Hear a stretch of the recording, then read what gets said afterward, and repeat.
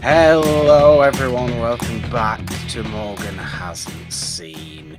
We're very excited. It feels like it's like the seventh version of this story we've covered on Morgan Hasn't Seen. It's Perhaps. definitely like the third.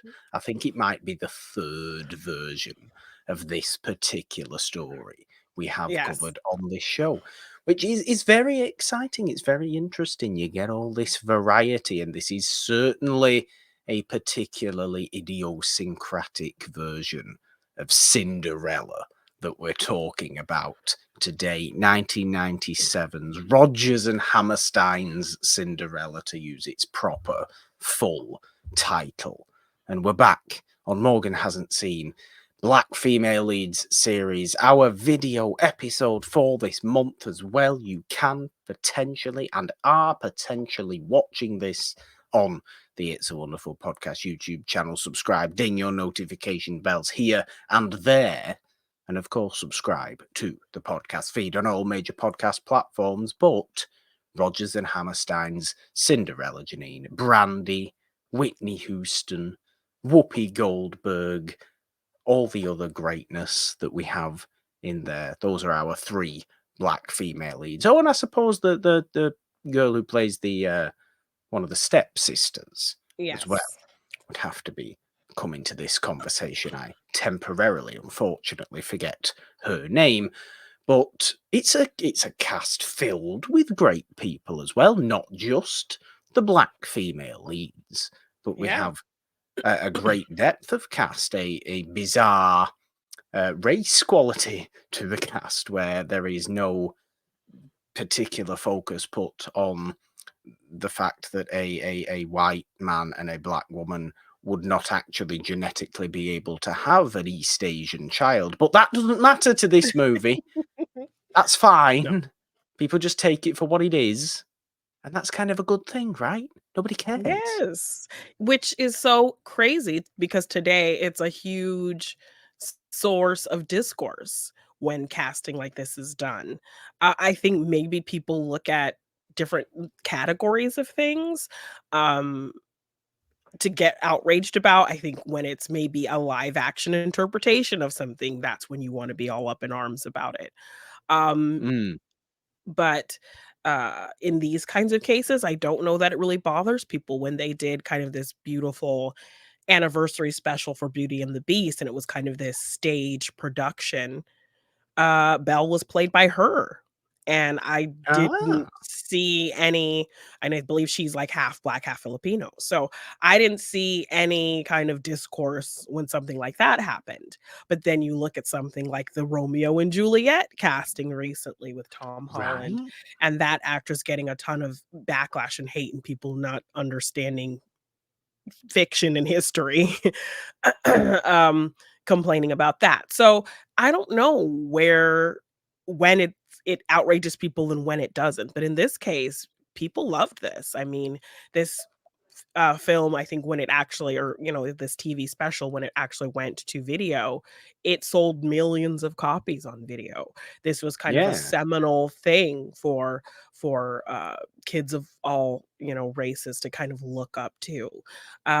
Kiki Palmer would go on to be the first Black actress to play this version of Cinderella on Broadway. Yeah, So because this version of Cinderella is Rodgers and Hammerstein's version of Cinderella. yes, It's a story, well, it's a musical version of Cinderella that's been done yes.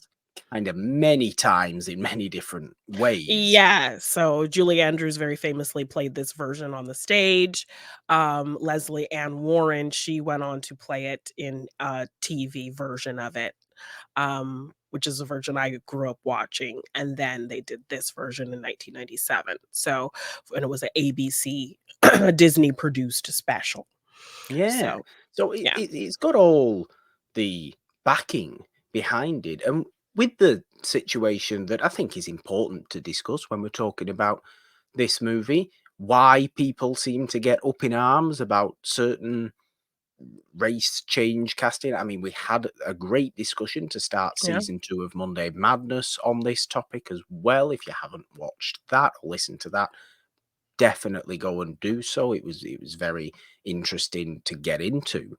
But maybe just these weird people just pick and choose at random the Yeah, things to get what did that outraged to get about. outraged about? Yeah, because it's and I found myself even comparing the concept of colorblind casting to, like, the nepo baby situation, another Yeah, conversation, that was had on Monday Madness, um, because sure, you can maybe on the surface look at it and say, okay, this person only got this role because of who their parents are, or this person only got this role because the studio wants to appeal to a diverse demographic and play into those statistics. But you can also look at it in the vein of this was just the best person for the part. And yeah, even if they have those kind of studio manipulative kind of ideas behind the choice, whether it be a nepo baby getting a part because their parents is somebody important, or a person of color getting this part because they want to play into the money making or the statistics and demographics of appealing to POC audience, that person still has to show up and do the work and do a good job. yeah.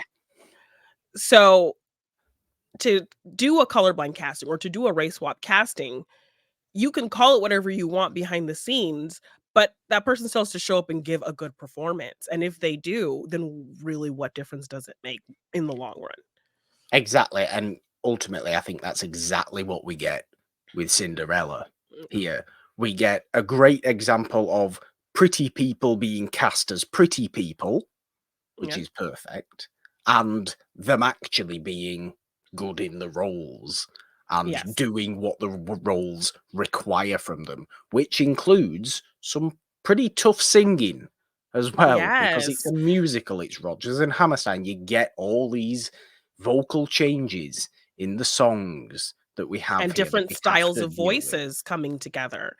Yeah. Um, To you know, harmonize well, to yeah. sync well, to merge well, and it all really does work. Now, obviously, at the center of producing this movie, we do have Whitney Houston, who makes a grand reappearance to Morgan hasn't seen, Yes. of course, following The Bodyguard from Yes, last month's Kevin Costner, and she'll be showing up again next week, won't she? In the finale of the Black she Female will. Lead series, which is Yes. very exciting. We do like Whitney Houston, obviously. She's a wonderful fairy godmother in Yes, well, this movie. she actually wanted to play the Cinderella role. She was with this film for about 4 years, planning to play the part, but too much time had passed. So then she chose to handpick Brandy to play the part instead, who was 18 at the time of filming. So, you do Yeah, get this kind of young quality of this girl kind of thrown into this magical situation. So it I mean, adds this sense of believability to it. I think her youth in this role as well, I think. Brandy at this point was well, she was on her sitcom, wasn't she? And Yeah, and Moesha, she, and she was becoming this big pop star and, had lots of hit yeah. singles and all of that kinda thing, But so that would almost come later, wouldn't it? I think the mhm. music came slightly later, or at least the major music career came slightly later. And Brandy's obviously made great music in Yeah. that era, and to Yeah, be people honest, to this since. day call her the vocal bible. So, Yeah, she's great, and so clearly showing that skill in this movie as well. And yes, okay, for an 18-year-old Brandy to then come into a Whitney Houston led thing ultimately behind the scenes. She very much does act like a fairy godmother in out of context situation of this yeah, like movie as well. there are great behind the scenes clips of them in the studio where Brandy's singing something with her and she's singing in a lower register and Whitney has to like kind of coax her like, what are you doing? You know you can sing that in the higher register. What are you doing down there? Why are you singing so low? Yeah. I know what you can do. You know what you can do. So, do it. And so I love kind of the coaching she gives her. And this was like a dream for Brandy as well to work with Whitney Houston. So yeah, like, definitely the parallels of her being her fairy godmother in the film, and then being kind of that figure to her, on the other side of that is kind of a really beautiful thing as well. It really feels like a very, very big deal. And I do Yeah. like the vibe that Whitney gives off as the fairy godmother. She's considerably more, I think, fun, and Little I sassy. think a little sassy, sure, but I think it it fits with the little bit of layer you get from this version of Cinderella that I Mhm. think some others don't do. You look at the Disney, versions. Okay, this is a Disney version of Cinderella. It is. It's a Disney produced ABC owned by Disney, right? As far as I'm aware, ABC is Yeah. owned by Disney as a network. Yeah. So it airs on that TV network, is really successful, goes to home video, is really successful. Everybody loves it. But you look at the other Disney versions, you look at obviously the 1950 animated version, Yeah. and even the live action one with Mia Wasikowska. Oh, no, I no, that thought you're I think you're pronounced not thinking Mia, of not Mia Alice in Wasikowska. Wonderland. That's Alice in Wonderland. Lily Who's Lily Lily Lily Collins? Collin no, Lily James. Lily James. Lily James. Lily Mix Collins mixed was, up people. Snow White. Lily Collins was Snow. Oh god, it's so messy. It's very messy Princesses. a little bit.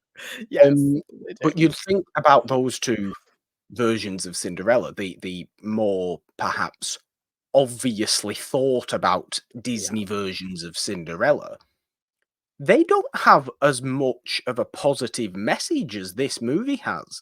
This movie really hammers home the anybody can be anything with enough belief. And you Yes, don't yeah. really get that from other versions of Cinderella, right? Yeah, But I you mean, really that's do kind get of a in this. yes, I you love that. and it's kind of a theme that is within this character to really explore, and so I think this film, through the music and kind of through what they do with it really plays into that. Um, so I think people love that about the character because, yeah, I mean, if you look at the 1950 version, she was pretty kind of sassy and stood up for herself a little bit. We get that with obviously Drew Barrymore's Cinderella and Ever After. So you Yeah. like when your Cinderella kind of explores this concept of focusing in on your beliefs and anything can happen despite who you are and where you come from. And that speaks, I think, even more uh, strong in this because of the diversity. And we have the Cinderella being played by a Black woman. Perhaps So, so. So it's kind of a little bit more perhaps obvious as to what they're going for, but perhaps it's also the music in there as well and the very powerful singing in there as well that's just uplifting. It feels fulfilling. It feels like, yeah, go and get what you get. You get this big musical number right in the middle of the movie from Whitney Houston, the impossible number that kind of opens the movie a little bit as well when you get a little yeah, bit of little Whitney's Fairy flair of Godmother it. at the beginning. Yeah. But it for me is the centerpiece of the whole production Yeah. here and really just emphasizes right in the middle of the movie the power of belief, which I really like. It's a fairy tale Yeah. at the end of the day. It's supposed to be about the power and the positivity of belief. Yes. And that's what really struck home hard for me in this movie. That, as well as the fact that, oh my God, yes, okay, this might be a TV movie technically, but was it not just visually beautiful? Why can't movies look like this that are in color? Yes, it's so bright with the costumes, everything. I mean, this film had a huge budget. I actually saw a little bit of trivia that talked about the budget being so big that it already started with a huge budget and it went over budget. And Whoopi Goldberg believed in it so much that she and I think some other kind of people working on the film actually paid out of pocket to pay extras and things because they ran out of money because they just put so much into the sets and the costumes and everything else. So, But it there's clips of works so Brandy well. walking onto these sets for the first time and just being in awe, and it just looks incredible. I mean, it feels like a stage production, but Mm. throwing everything at it. It's just so bright and colorful and whimsical and plays into all of the things a fairy tale needs to play into. So, I mean, almost in a good way, and it's somewhat rare that I even say this in a good way. The movie feels like Disneyland. it does. Now, when Yes. when I say that, usually that's a negative because I'm talking about things looking fake and surface level pretty and things like that. Yeah. But it just all fits for this movie, and perhaps because obviously Cinderella is so ingrained in Disneyland world and everything about Yeah. Disneyland is Cinderella. Maybe it's that aspect, but it feels like the just lush color of walking through Fantasyland, Disneyland, Yeah. when everything is just as pretty as possible. And you are fully aware you're watching a thing of complete make believe, and it's supposed to be that, and it's a fairy tale, and it just all visually fits that tone, that atmosphere Yeah. so perfectly. And I hate that colored movies don't all look like this. I mean, for God's sake, if you're talking about movies that look like they're set in a period time, or things Yeah. that look like they're set in a period time, not even Bridgerton looks this good. Yeah, As I far mean, as and I'm concerned, not even the color in that pops as much as the color in this. yes, because I mean, and even for this being a TV production, for it to look so lush and bright, You know what it is? It is I as think it well, needs that to though. be a yeah, I don't think it needs to be a fairy tale to pop that much, you know? No, it doesn't. It doesn't. That is also film as opposed to digital. Yeah, that's true. Absolutely, it is. It's the type of film that's being used. Technically, I know I'm talking technical here, but it's so clear to see, or it was so clear for me to see when watching this. I just, it was mesmerizing to look at. And you know Yeah. me, I'm somebody that loves the visuals of a movie more Yes. than near enough Yes, anything so I'm else in glad the you movie. yes, I'm glad you kind of picked up on that, and also just how you said it looks like it should be at Disneyland, which, I saw a clip of Brandy walking and seeing the sets for the first time, and she said that they need to put this in the park, so it's just kind of funny that Ah, well, yeah. it's because me and Brandy are just like, we're like Yes. that. Yes, yes. We're great. Yes. The boy is mine. She's actually talking about me. Did you Oh, know you that? are the boy. Yeah, I'm the yeah. boy in that song. No, imagine that would be Oh my ridiculous. gosh. Yeah. Anyway, no, it's Um, very fun. I mean, was there a particularly strong reason you wanted to put it into this series?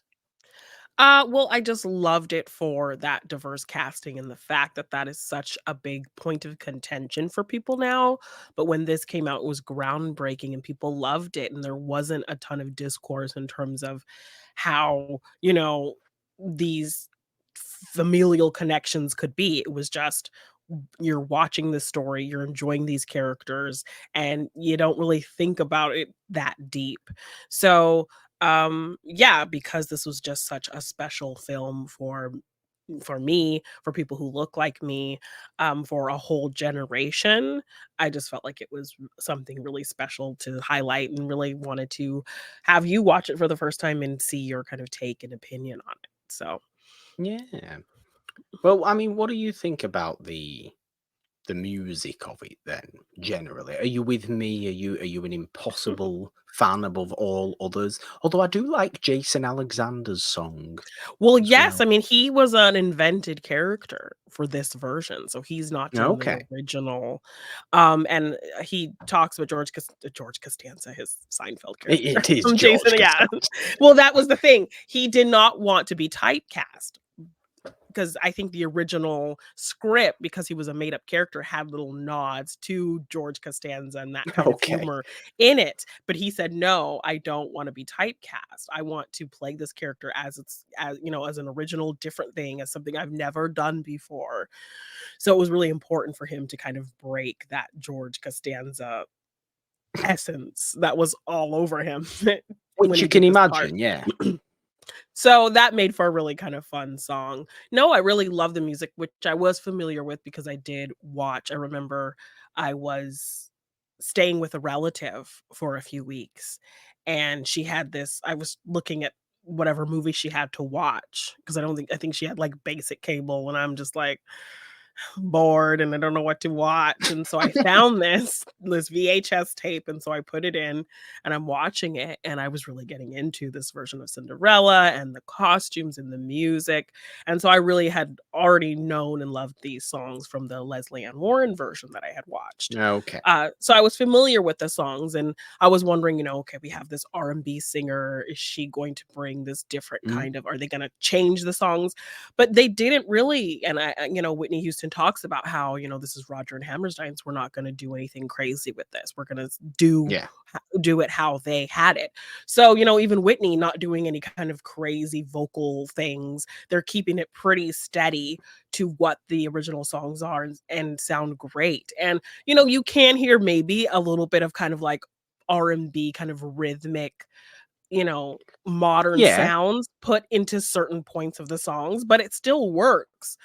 And I also was kind of like, are is Brandy's voice gonna work well with Paulo Montalban because he has more of like this Broadway belt to her kind Yeah. of smooth R&B, but they sounded amazing together too.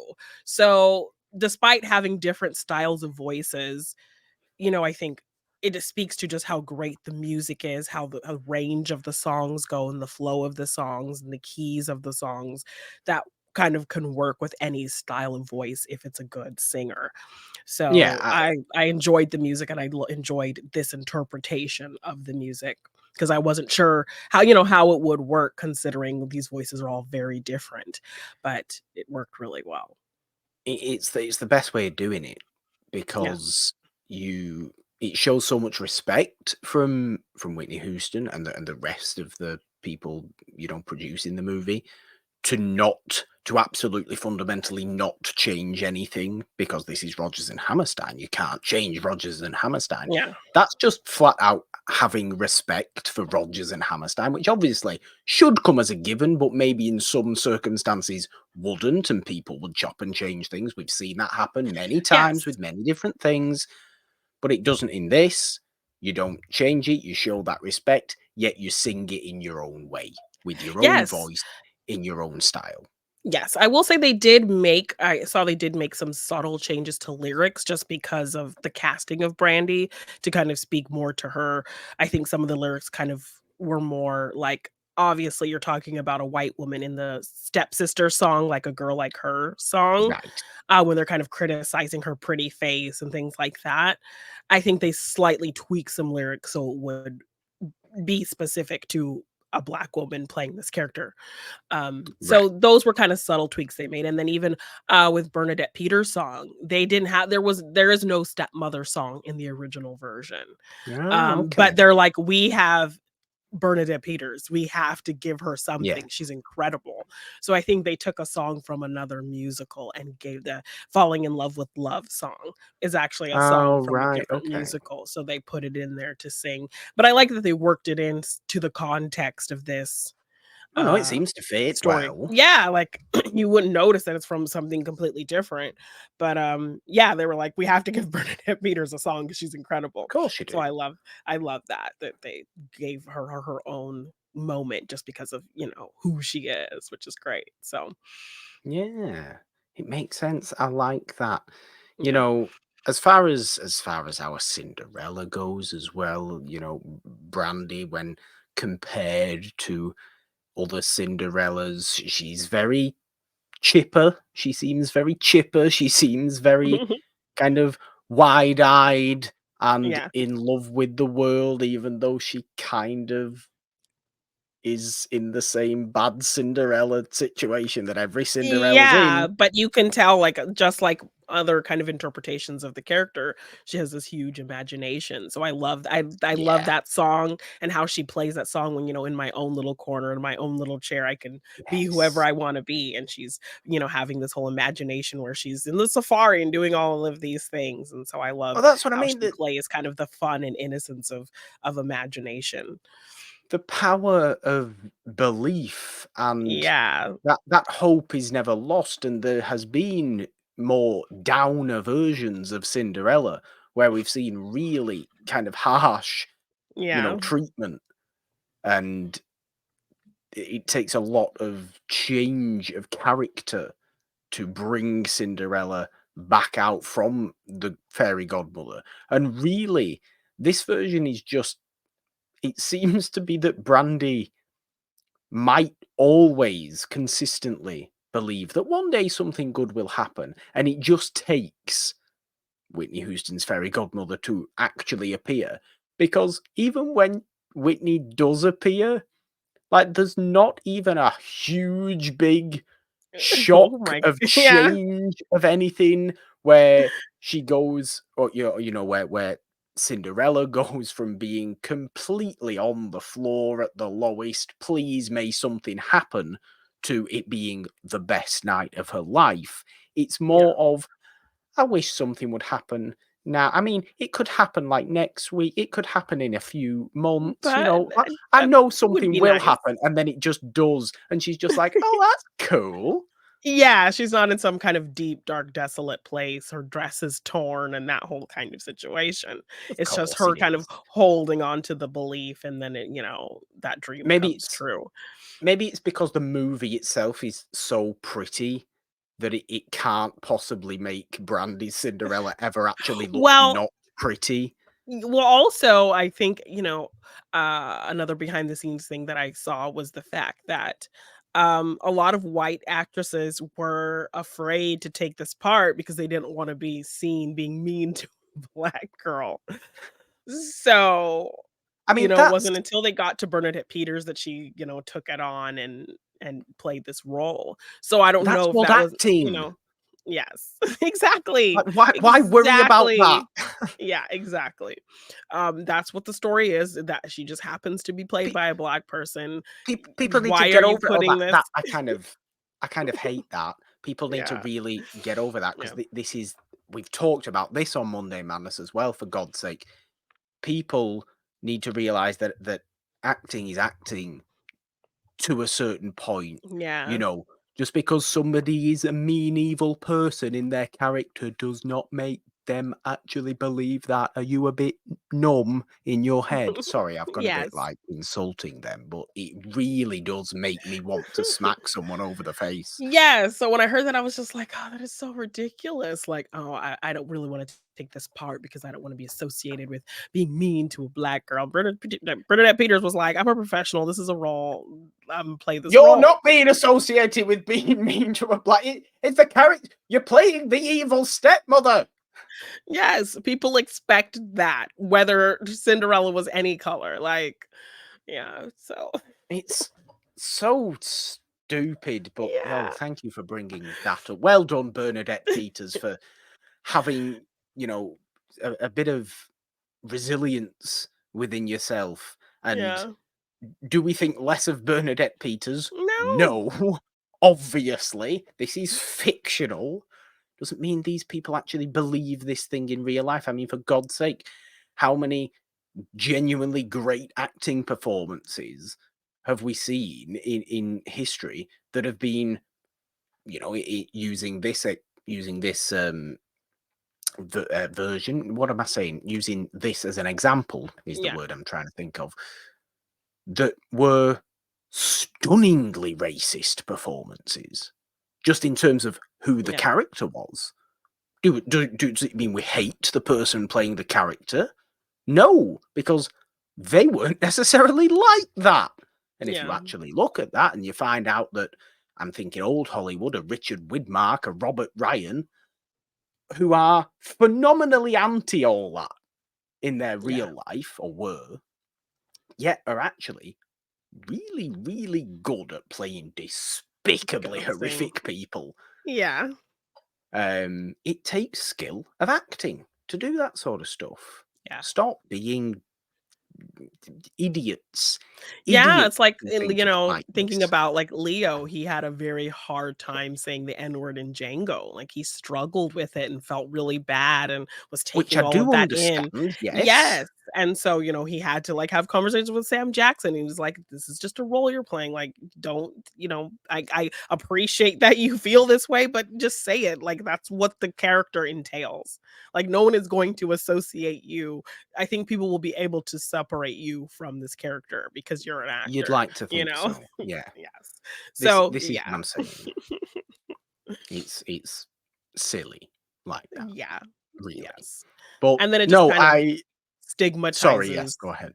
it just kinda stigmatizes the whole point of casting the way they did, like, to just make it this, because it's colorblind casting, you're casting the best people for the role, and it has a bigger kind of theme to it when you do that, and then when you kind of just, uh, add this kinda stigma onto, "Oh, I don't wanna treat this specific person this kind of way on screen," then it just takes away kind of the openness of and the freedom of what this cast looks like, I guess. I don't know if Yeah. that made No, sense.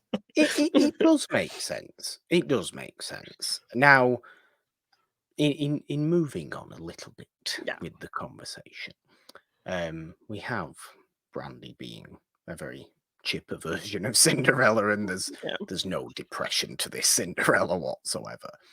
What do we make of Paolo Montalban then? What do we make of Prince Charming or Christopher or whatever he's called in this movie? Should be Prince Charming, really, but we'll forgive actual names being used Um occasionally. He was great. I mean, they had a lot of other kind of big names, audition for this. I think I saw, like, Enrique Iglesias, Wayne Brady, like, Taye Diggs. They yeah, It they is. yes.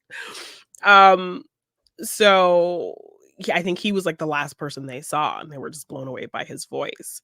So I think he definitely plays into a more Broadway feeling performance. Yeah. But he has incredible chemistry with Brandy. When he looks at her, it feels genuine.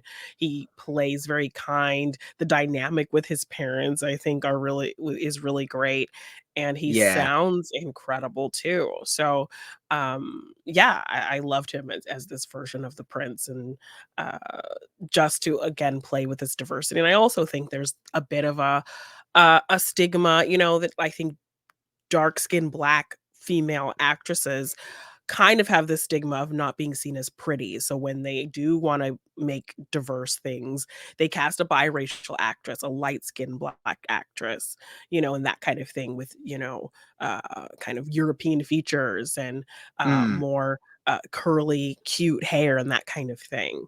Um, and I think Asian men also kind of have that stigma of not being seen as attractive. Because if you look at a lot of things, particularly in the 90s, where your action or your lead guy is an Asian actor, they don't Mm. really push a romantic subplot. Like, think of Romeo Must Die, like, his co-lead in that is Aaliyah, and they still didn't, you know, jump to making them a full-on romantic couple, or things with Yeah. Jackie Chan or things like that. So, I mean, they things with never Jackie Chan just turned into goofy things, really.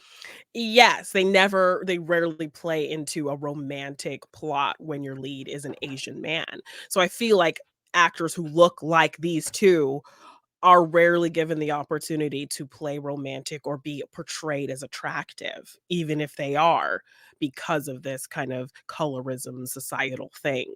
So to have this Asian actor being this prince and being portrayed as the handsome lead, because he's a gorgeous man and he sings well and he's so charming and their chemistry is great. I loved seeing this role being played by an actor who Yeah. looks like him. And perhaps, the increase that we have seen in those things you've just mentioned in the years since, Yes. have a lot to thank this movie for, Mhm. for Yeah. for it being as successful as it was and having these 2 front and center in Yeah. it, because I agree with you. I think he is great, and I do love his little dynamic he has with his parents that unfortunately I don't think we get enough of. I I know. wanted more of Yeah. Whoopi Goldberg and Victor Garber together. Yeah. Yes. We get the odd little tiny little scene and interaction which just works really well for me. I like them as a flamboyant pair, as a Yes, king and and they're really queen. funny together, and then when the 3 of them are together, it's really fun as well. It is. I do wish we had more there. It is a short movie. It's under Yeah, 90 minutes. yeah. I really do wish we would have had more there.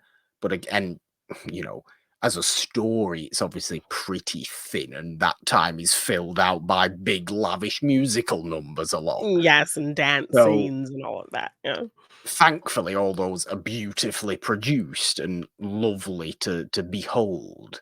But Yeah. for my money, we don't get enough Whoopi and Victor Garber. Yes, and Whoopi also, I watched a ton of behind the scenes things just to kind of refresh on, like, because I think they also had, like, a big anniversary special, and I was trying to find that, but I couldn't find where it was, so I just had been watching some clips and stuff, and I guess Whoopi Goldberg, she's like, "Well, I'm the queen, I wanna feel like the queen, I don't want costume jewelry, so I'm gonna call Harry Winston and get some jewels borrowed." So a lot of the jewels that she's wearing in, like, the wedding scene and the ballroom scene is real, like, expensive Yeah, jewelry, so she could feel very I queen-like. So I like love that that. she was just like, "I wanna feel like a queen, I want real jewels, I'm sorry." So Jeannine, so I said on Fatal Beauty, Whoopi yeah. Goldberg has always been somebody that I have really been drawn to. I really Yes, enjoy her. right? Here is another reason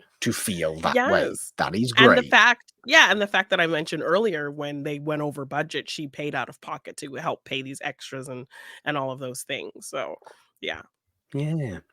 Look, you know what I really do find quite funny as well is the ball scene before Cinderella makes the big entrance. Yeah, We've had obviously all the well, this movie's version of Bippity Boppity Boo, which is more like the Floodle impossible, Doodle yeah. Dee and impossible. Yeah. Um, there's a lot of it's a lot of like floodle and foodle fiddly fi fo fee fi fo fum and all that Throttled business. on fiddle-dee-dee, yes. Froddle doddle. As opposed to bippity boppity. Yes, well, the magical words, I guess, I don't know. Well, yeah, but that's what you get from this movie. We've had all Yeah. that. We go into the ball that the royalty are throwing, Yes. obviously, and it becomes increasingly hilarious as the prince is dancing with all A the women line of of the town, yeah. Yes. and Jason Alexander is running around like a lunatic, trying to hoard them all or herd them all, Yeah. and put them into the prince's dancing rhythm at the exact right time, and it gets Yes. quicker and quicker as he just gets more and more annoyed, and at one point Jason Alexander starts dancing with the prince, and it gets silly and Yes. funny, and I enjoy Yes, that. especially when they kind of integrate in the stepsisters as well, because they've kind Yes. of been coached with the mom, and one of them laughs ridiculously at the wrong moments, the other one has an itching problem, and so They they've don't been not remind you of the Featheringtons, a speaking little about bit. Bridgerton A little again. bit. Um, I actually had done a recommendation of films to watch when we're waiting for the second half of Bridgerton, season 3, and, a Cinderella movie made it into the mix of those things because Yeah, obviously, like, Prudence and Philippa and Portia all give stepmother, stepsister energy to they do. Penelope's story. So, yes, these 2 were definitely giving some great comic relief. They worked really well together, and it just played into because I think this was the first time I think colorblind casting it was probably kind of a normal thing in Broadway settings. It had been done before in other things, Yeah, but not to the extent of a familial relation type thing. yeah, So to have this white mother with one white daughter and one black daughter kind of thing. So to have that and you not even really think about that because the performances and the comedic performances these actresses are giving is so good and they just play off each other so well. Um added a lot of fun. So when they kind of get integrated into this dance sequence with the prince, and yeah, one of them's like scratching herself, and he's like, "Did you just scratch yourself?" "No." "Yes, you did." "No, I didn't." And that kind of thing. It was a great source of comic relief in the yeah. film. So, It makes you think, what would you rather have? Would you yeah, rather have a dance partner that is constantly nervously scratching themselves, or a dance yeah, partner that's constantly nervously, just loudly giggling. laughing? Yes. So the sister's played by Vianne Cox and the late Natalie Desselle Reid. Um, Ah, well, there you go. yeah, yes, they're great. Great, great stepsisters. Like, very enjoyable, very stupid, very silly and Yeah. goofy, and obviously annoying as you would want, but Yes. not even, like, truly mean-spirited. I really do think this, maybe I'm wishing for a Cinderella movie to be truly mean-spirited, and I don't think I am, because I really like this version of it, but Yeah. it's such a ultimately positive Cinderella movie that even in its lowest moments, it's still kinda positive that, they're maybe not, the stepsisters maybe aren't given as much evil quality Yeah, they're as just they more could be. fumbling and bumbling. Yeah, they are, which we don't mind. We don't mind Yeah. fumbly and bumbly every once in a while. Yes. But, But I yeah, mean, with the ball scene, I mean, just the beautiful moment of Cinderella walking in and, you know, uh Paolo Montalban, he has since like told Brandy in interviews, like, when you walked in and I saw you at the top of those stairs, like for real took me, Paolo's breath away. Like they both really got caught up, particularly in that scene. And so that's why it feels so natural when she comes down and they start waltzing together, and it's so beautiful. um, so just probably my favorite scene of the whole movie, because you really just feel that energy, and that yeah, kind of her at the top of those stairs takes everyone's breath away. And as you know, a black girl, seeing this black girl dressed up in the beautiful dress and the beautiful hair, and she has braids, and they even like reference her braids and a bit of conversation with the fairy godmother, and I'm just like, it yeah. just means so much because you rarely see that. So just a beautiful moment. And I love versions of the Cinderella story where I think you do need to have them kind of have some meetings and conversations before this ultimate moment, because when they Yeah, don't, it's like I remember I the love at remember first when sight is like a lot. So when they meet in the market and they have this great kind of chemistry, it's great. So then when they kind of see each other again, um, you know, it adds some more believability to this like instantaneous love feeling that they have for each other. I remember that was one particular thing you do really appreciate about the live The action live action. 2015 one. Yeah. Um, I'll call it the Kenneth Branagh directed one because I can't remember even now if it was Lily Collins or Lily James. It's Lily Um, James. Lily James, Yeah. the Kenneth Branagh one. Yeah. Um, I know that's something that, that version does do really well. It Yeah. does establish almost a full relationship between her and Richard Madden, isn't it, who plays Prince Yes. Charm Yeah. in that one. Before the whole ball situation, the whole actual story of Cinderella even Yes. begins. Yes, and then we even get, like, some nice courtroom court like, some Courtroom. courtroom the court, like, when they kind of go off on their own, Yeah. and they're having a nice conversation as they dance, and they're singing to each other and all of that. So, I like that we get more time with them kind of building this relationship, and you believe it, and, um, it's just really beautiful. And, yeah, they just had incredible chemistry, like, you felt it. So, You do feel it. yeah. You do feel it. Look, it works really, really well. I'm not actually too sure how much more we can even say about Yeah. Rodgers and Hammerstein's Cinderella. I don't think that's a bad thing. It's a No? simple movie. It's Yeah. the simplest of simple And it's a stories. story that we all know, but yes, I Yeah. definitely just, wanted to choose this movie to just speak on the beautiful diversity in it, have you get to kind of see that and how you feel about it, particularly in this ridiculous climate of discourse when it comes to things like this, and seeing this shining example of how well this works and how beautiful it can be. So why do people decide to get so upset about it, you know? Yeah. And they decided to do this casting like this to appeal to all kinds of kids everywhere. Like, that was a conscious thought, like, we wanna have this colorblind diverse casting so that, kids anywhere can look at it and see themselves somewhere in this storytelling. I remember HBO used to have this version of fairy tales called, I think it was called Once Upon a Time, where it was like this Saturday morning cartoon, and they would tell all your favorite fairy tales, but from different cultures. They would have, like, Chinese versions of No, okay. stories and, Black African versions of stories and, all of that. So, it was kind of a beautiful thing, and so then when this movie came out, it very much played into just this getting to see yourself in these very familiar characters. So, I Yeah. wanted you to see it, and that's why I included it in this series. Yes, and it works for that. I'm very happy to have seen it. I think as far as Cinderella things go, it's probably the prettiest version of Cinderella I could watch. And if I was, I mean, I'm not into musicals and things like that, and even Yeah, musical theatre. But I think if I was more into it, I would be running out to see this if it was just to be revived in some way, yeah, or put back into the West End or Broadway or wherever else, should it even come to Manchester, for an example. I would yeah, be keeping my eye out for that.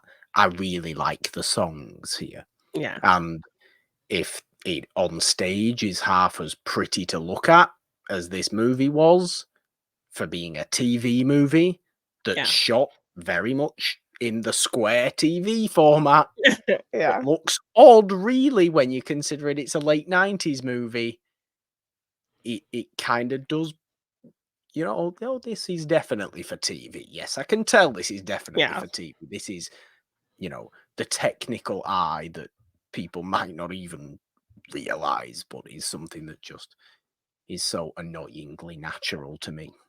yeah, Um, but no, I kind of immediately had a lot of affection for this. It's kind of cheesy at times. The special effects that we're dealing with yeah, here or are TV. lovably 90s TV. It's like Sabrina the Teenage Witch, but Yeah. so much worse. It's great. Yeah, yes. Yeah, you have Um, to kinda cut it some slack for that, um, y- you but do. And you can't fault it for that. There's no yeah, slack that needs to be cut for it, because yeah. that is just pure charm to me. Yes, I TV, like that. magical effects in the '90s, yeah. Yeah. I I I like that. It it has an affectionate place for me. And Mhm. while okay, I in myself may not be as moved by the casting choices, as personally moved by the casting choices, because it's not something that reflects me, or it's not something that is so noticeable for me that changes myself and my own life and Yeah, people's perhaps perceptions of me. It's not for that. I recognize this movie for doing that for so many other people, yeah, yourself included, yeah, obviously, Janine. But yes, that's what makes it feel special, because I yeah. believe we should be doing that for every person and every type of Yes. person. Yes, and it shouldn't be this kind of up in arms, kind of immediate thought that it's some type of an agenda, that No. inclusion is some type of, uh, a political mission, like, show the world as it is. I think that's Yeah. all people of color want to see, like, I exist in this world right next to you. I just wanna Yeah. see that reflected in the media that I enjoy. In Um, every sense, like, yes, the world is so vastly made up of so many different types of people, and in order to fully realize the world, we must see all these different types of people with each other. exactly. You know? It just Yeah. works. Never mind the Yes. fact that it makes no sense whatsoever that a white man and a black woman have an East Asian child. Well, Paolo also addressed that, and he said, "Love plus love equals love." I mean, you can't say a better answer than well done, Paolo Montalban. That is a Yes. perfect response to that. I kind of love that. My other response would have been perhaps he was adopted at birth. Maybe, maybe. I mean, Prince Eric was in the new live action He version was of exactly. Little He Mermaid. was. Why can't we Um have that? Exactly. And then just to speak to the impact of this film, the fact that Disney chose to reunite these characters 25 plus years later in one Yeah. of their most kind of popular forms of media, The Descendants. They have a new Descendants movie, and they brought them back to play these same characters of now King Charming and Yeah. Cinderella. And they still look incredible. Oh, yeah, they do. So, You showed me yes. the pictures of them. They have Yeah. not aged at Yes, all. so just so great to see them back together and that people loved seeing them back together just speaks to how special this moment was and this movie was, so Yeah. But you're right, though. I mean, oddly enough, I remember now seeing the actress who plays their daughter in this Descendants show, a yeah. picture of her, and unfortunately, the genetics seem to have actually worked in this case, which I just don't think fits with the And with the no, the it whole doesn't. tone of 1997 Cinderella. The child, logically, by this movie's own logic, the child of Brandy and Paolo Montalban should be like Northern European white Yeah, or Native American or something like that. something like that, yeah. Mexican, like Mexican, not at yeah, all a somewhat accurate looking person to that be a could child of come those from people. yeah. No, it's uh, away with real life genetics when we're talking Accuracy. Yeah, about this movie. yeah, But no, it's a wonderful little movie. I'm very thankful you picked it for this series on Morgan Hasn't Seen the Black Female Leads series is not over. Whitney's back next week with a yeah. whole ensemble of other great women Yes, in Waiting to Exhale. Who else is in Waiting to Exhale? Angela Bassett is in yes. Waiting to Exhale. Loretta Devine, Loretta Leela Devine, Rashawn. Yes, Leela yes. Vachon there. Yes, very nice, very nice. Directed by Of course, Forest Whitaker. directed. Yes, directed by, Yes. weirdly, by Forrest Forest Whitaker. Whitaker. Yeah. I'm looking forward to Waiting to Exhale. I know this is a movie you have spoken to me about many times over the years Yes. as a phenomenally key black movie of the Oh, 90s. yes. Yes. And black movies of the 90s are a real. I mean, that you realize the 90s. You think of the 70s of being the birth of real kind of the world of black movies, Black cinema. Yeah. and like does it go down a little bit through the 80s, but then the 90s just has this monstrous The big resurgence, boom of black films, particularly black rom-coms and that kind of thing. but Yeah. also like harsh, almost stylish crime movies as Oh, well. yes. Like New Jack City and all that kind of stuff. Deep Yeah. Cover. Yeah. I love with Lawrence Fishburne, like it's such a resurgence, and with Waiting to Exhale being And Spike one that Lee pops up, doing, getting Spike Lee his stuff, breakout in obviously, the '90s. Yeah. John Mhm. Singleton, all these people. Yeah.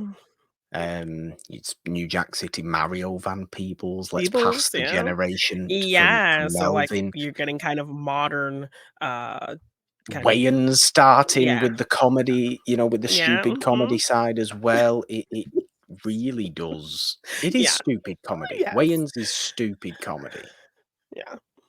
but it's a realm of movies. They can be enjoyable. I like Yes. the odd Yes. Wayans movie every now Yes. and I again, like a I unless it like a goes good too blank far. man. Yeah. You know, unless it does go too far, in which case it's just like, oh god, no more. I've lasted enough. I've lasted enough now. No more, please. Yes, in moderation. Um, but it's great, and the Yes. fact that Waiting to Exhale does always crop up very high on lists of this area of movies from this time. I'm very, very excited. I know Yes. fundamentally it's obviously a romance movie, Yeah, I but mean, it's this almost supposed to made be a kind of very our black films, kind of black romance films series that we had yeah. done a while back, so, yeah. I'm getting excited. I apologize for half interrupting you, but it's supposed to No, be no, like no, a no. very uplifting movie, right? Mhm. Yes, like female friendship, kind of the power of Yeah, female friendship I movie, like that. helping your friends through all kinds of dramas and traumas with men in life, and ultimately kind of coming together with your best girlfriends, so The perfect way of ending the black female lead series. It is the image of the poster of this series that I created. Anyway, yes. if people have seen that, there we go. That is going to do it for this episode of Morgan Hasn't Seen. That finale on Waiting to Exhale will be here next week, but of course it is not the only show we have on this podcast feed. Monday Madness to start the week of right, as we've mentioned several times on today's episode every week. And of course the main show, It's a Wonderful Podcast, where the vibe is totally different as we Yes. talk spaghetti westerns still, and ending that this coming Friday, well, not this coming Friday, next Friday, I should say. This coming Friday is the big gun down with Lee Yes. Van Cleef. Next Friday is the big good, bad, and the ugly. To end out the spaghetti westerns. It's Yes. a nasty time over on the main show, but it's great. I love it. You hate it because it's just too cruel for you, Jeannine. It's too cruel for your spirit, Yes, a little bit. but it's great. It's so good. Great silence last week. What a Yes. movie. What a movie. Anyway, there we go. Nothing else left to talk about. If you would like to support us on Patreon or donate in any way, there are links in the description to go and do that. We would love you forever. Like Cinderella and Prince Charming love each other forever and ever and ever, because it's a fairy tale, you know, they all lived happily ever after, obviously. You can go and do that. Subscribe, ding the notification bell on the It's a Wonderful Podcast YouTube channel. Of course, like I said before, subscribe to all of the major podcast platforms. Answer those little questions we put on Spotify. And you can also find us on social media at It's a Wonderful One on the app formerly known as Twitter. Find me there at the Purple Dawn with the 3 instead of the E in there, because, Jeannine, 3 is the magic number. On Instagram, TikTok, and Threads at the Purple Dawn. All your fairy tale stuff is where. You can find me at Jeannine Bean _ on Twitter, Jeannine Bean on Instagram, TikTok, and Threads. If you want to get any merch for any of our shows, just check the description for the link or search It's a Wonderful Podcast on teespring.com. And if you want to purchase any of my art in print form, you can find that at my Big Cartel shop, g9design.bigcartel.com.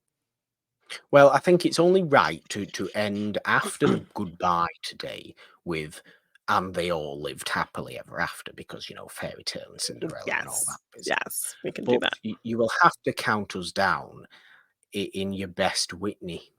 Oh my god, don't do that to me. How dare you?